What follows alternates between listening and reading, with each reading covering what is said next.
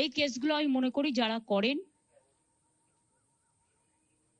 It's a big কি বলবো আমি জানি না, extra ordinary criminal, it's a crime, big crime. এর কোনো শাস্তিতে লাভ নেই, একটাই শাস্তি, ফাঁসি দিয়ে দাও।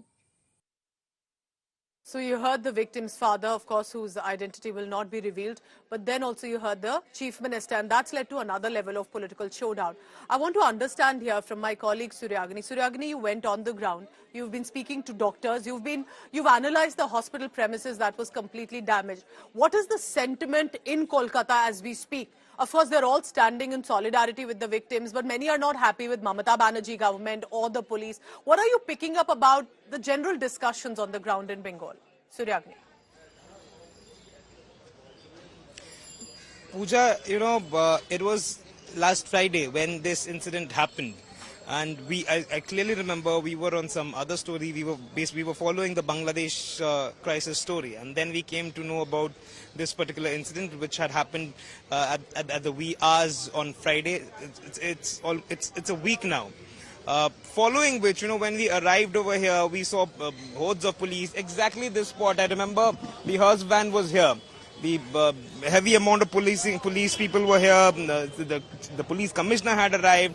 We saw a lot of things on that particular Friday. Then we saw the student protests on Saturday onwards, and then all the entire bureau. We have been covering this 24/7. But what is interesting is that people in general, like to answer your question, people in general, the people who stay in the city, their question is about women's safety. They don't really much, care about the political, the attacks that's happening between political personalities and what various political parties are saying or tweeting. What these people throughout the state or the city, they want is that, there should be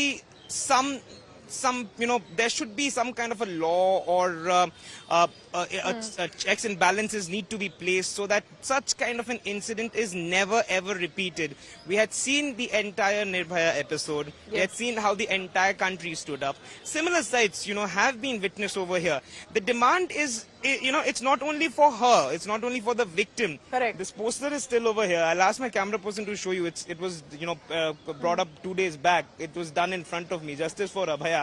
And I was speaking to some of the students over there. So I asked them, why Abhaya? Does it, it matches the word Nirbhaya or not? It's like, no, it's not only for one woman. It's for everyone. It's for the basic, human safety of someone who's working 24 hours and just, she wants to sleep or take rest. And it can be anywhere. It's not necessary that she has to be a doctor. The fight that a lot of women and men have come together for, whether Absolutely. 12 years ago for Nirbhaya or the names of bravery that we are giving this time for, of course, as per guidelines of anonymity. But the fact is the fight is for change.